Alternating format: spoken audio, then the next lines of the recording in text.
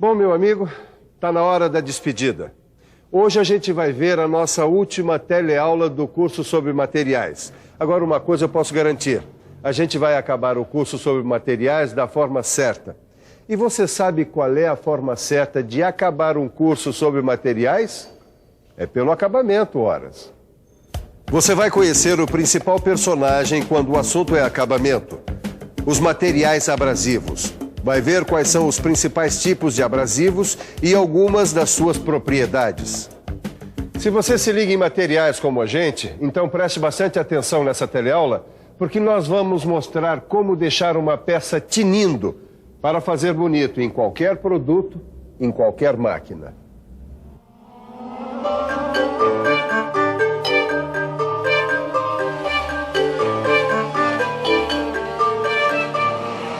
Quanta máquina quente, hein, Neuza? Põe quente nisso. É cada arrancada, cada freada, cada curva. Você já imaginou o atrito que isso provoca, Edgar? Deve dar um desgaste enorme para as peças dos karts, não? E desgasta mesmo, viu? Aumenta a temperatura, libera partículas e facilita a corrosão.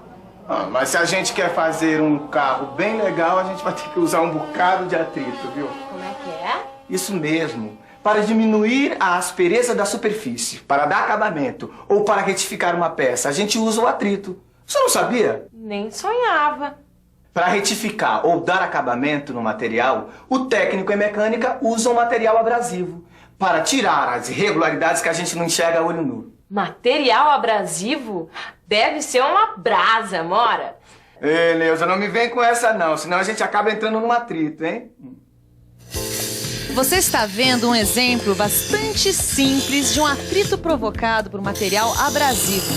Aliás, na indústria mecânica, a função do material abrasivo é bastante parecida com a da pedra de amolar, que com certeza você já conhece, já deve ter visto em alguma cozinha. Aliás, a gente não precisa sair da cozinha para entender direitinho o que é um material abrasivo. Quem não tem panelas de aço inox ou dessas panelas revestidas com resinas antiaderente, tem que dar o maior duro para deixar uma panela velha brilhando. E sabe com o quê? Com sapólio. O sapólio é muito usado até hoje, mas ele é tão abrasivo que se a gente usar o sapólio para limpar uma panela de aço inox, vai deixar tudo riscado. Sabe por que isso acontece? Vamos ver. O sapólio é feito de pequenos grãos de areia que, em atrito com o metal, retiram uma camada invisível de sua superfície. Daí a gente percebe os risquinhos. Os grãozinhos que estão aqui no sapólio fazem parte de uma família de materiais que tem a propriedade de retirar camadas de outros materiais através do atrito. Como é o nome dessa família? Ela é a chamada família dos materiais abrasivos. Aqui estão vários tipos de abrasivos que aparecem num monte de situações em mecânicas. Os abrasivos podem ser em pó, grãos, rebolos e placas.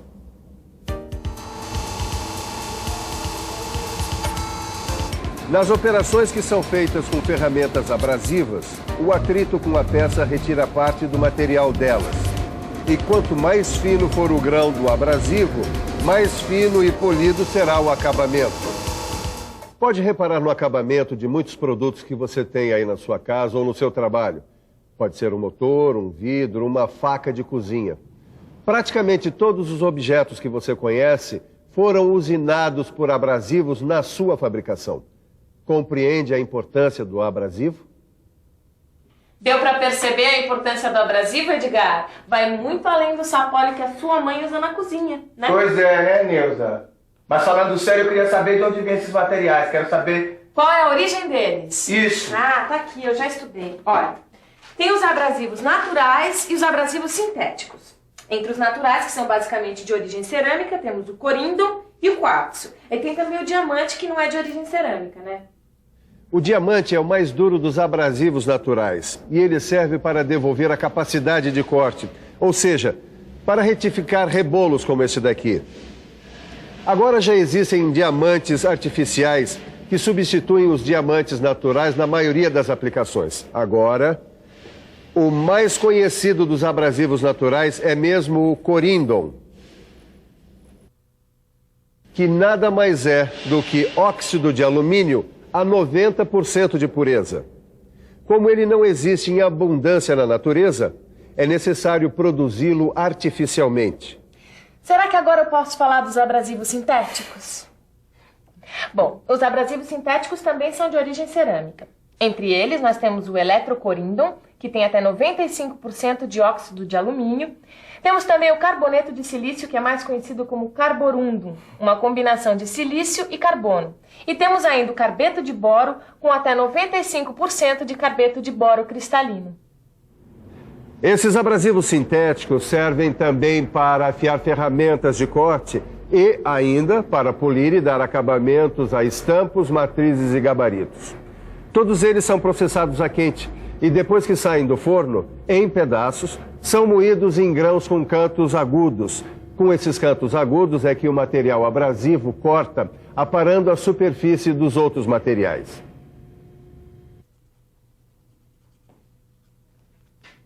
Tá vendo só? Lixando unha. Essa teleaula tá ficando cada vez mais caseira. Edgar, se você usasse um pouco a cabeça, ia perceber que eu estou usando um abrasivo para afiar um material que precisa de um bom acabamento. As minhas unhas. Ih, agora ela me pegou. O tamanho do grão é que determina a capacidade do corte do abrasivo. Ó, o lado mais grosso desbasta a unha mais rapidamente, enquanto o lado mais fino dá um acabamento melhor, deixando a unha mais lisinha. É, pessoal, agora eu tenho que reconhecer que na nossa vida doméstica, no recesso dos nossos lares, a gente aprende muito mais sobre materiais do que eu jamais imaginei. Edgar, que unhas horríveis. Você não imagina a variedade de formatos de ferramentas abrasivas que a gente pode encontrar. Conforme o tipo da cola, ou seja, o tipo de aglomerante usado para grudar os grãos abrasivos, e conforme o formato da ferramenta, a gente pode encontrar um tipo de ferramenta abrasiva diferente. Olha só esta aqui, por exemplo. Por favor, como é que ela chama e para que ela serve? Chama-se rebolo. Serve para retificação cilíndrica em superfície plana, eliminação de rebarbas e afiação de ferramentas.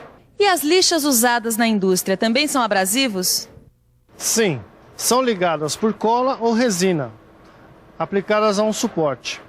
Nesse caso, o papel. Essa lixa com tela tem um abrasivo que chama-se óxido de alumínio, que é muito usado para se trabalhar em metal. E quais são os principais usos dos abrasivos na mecânica? Para cortar, retificar, rebarbar ou afiar, em diversas operações de usinagem.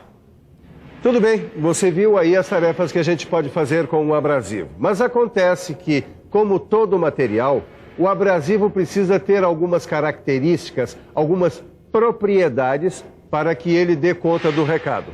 Você sabe quais são? Dureza. Dureza.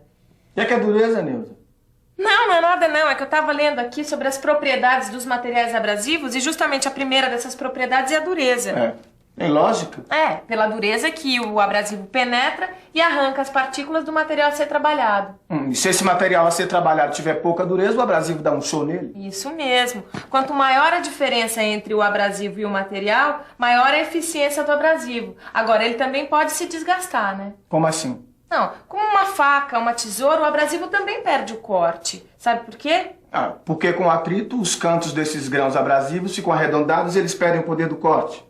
Por isso, esses grãos precisam ter uma propriedade chamada de tenacidade. Isso mesmo. Eles precisam resistir à fratura. Agora só tem uma coisa que tá me encucando ainda, Edgar. Como é mesmo que esses grãos ficam grudados uns nos outros, hein? Uma coisa importante é justamente o aglomerante que mantém os grãos abrasivos juntos um do outro. É ele quem determina a dureza do rebolo. Para usinar um material macio, a gente deve usar um rebolo duro. E para usinar um material duro, a gente deve usar um rebolo brando, mais macio, porque os grãos desgastados se desprendem facilmente do aglomerante, deixando a descoberto novos grãos com arestas prontas para cortar. Se você der uma boa olhada no seu livro, vai encontrar uma tabela muito interessante com um resumo das características de cada abrasivo. E além disso, vai ter exercícios para serem feitos que vão deixar você com o assunto na ponta da língua.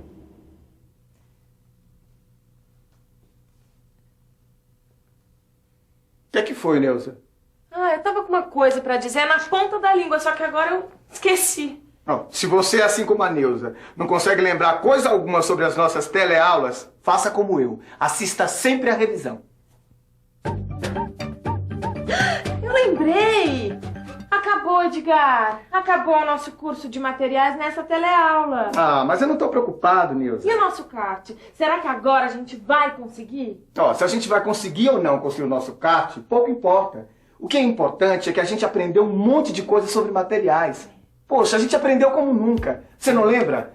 Cobre, aço, alumínio, carbono, borracha, plástico. Meu Deus, quanta coisa a gente viu. Quantos processos, quantas maneiras de produzir, quantas histórias e quanta pesquisa não tem por trás de cada simples produto industrial que a gente usa. E eu nem sonhava que eles significam tanto. Agora, como acontece sempre com quem estuda um assunto para valer, a gente sabe que nem tudo que se estudou representa tudo o que existe. É, sempre tem mais coisa para aprender. Quanto mais a gente estuda, mais descobre sobre o universo do conhecimento, que é simplesmente infinito. Portanto, não desanime. Se você acha que sabe pouco, o importante é você estar consciente de que o conhecimento é como um diamante. É para sempre. Cada coisa nova que você aprende, cada livro, revista técnica, catálogo ou manual que você consulta é mais um passo para o futuro. Portanto, mão na massa. Estude. Você sabe que vale a pena. Tchau. Até o nosso próximo curso, hein?